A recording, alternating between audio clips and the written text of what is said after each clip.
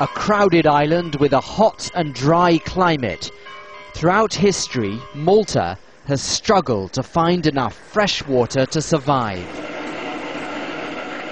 We travelled 100 metres underground, down through limestone, to see Malta's precious freshwater reserves. The amount of water coming from the stations We walked through a system of man-made tunnels to reach a vast underground water supply. But Malta is now taking too much from this aquifer. If people are not careful, this vital source will run out. But farmers need water. Like many, Joe Shibaras gets his from a borehole he drilled himself.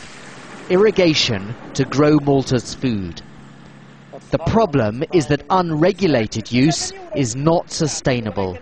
Peter Axiza, on the right, is a spokesman for the island's farmers. Most farmers know about this problem, and they appreciate that if we're going to keep on overpumping, then we're going to get salt up, not water.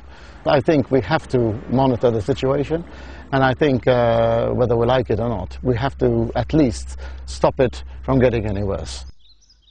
The people of Malta are now using much more water than they have in their underground reservoirs. So stuck on this tiny island, they've come up with another solution: to take water from the Mediterranean Sea which surrounds them.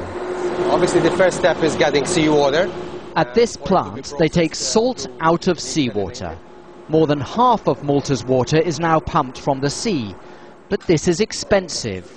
Water produced here costs 4 times more than that from underground. So here's another solution. Engineer Mark Cremona recycles sewage from one of those new hotels which use so much water. Dirty work, but after treatment it's perfectly clean. He says Maltese have to learn that water is rare and precious. Government is a bit reluctant to change the status quo because increasing water prices is not going to be popular.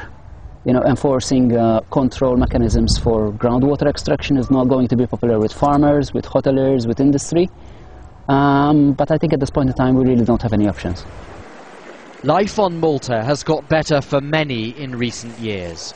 But if water stops to flow so easily, then difficult times are ahead. Barnaby Phillips, Al Jazeera, Malta.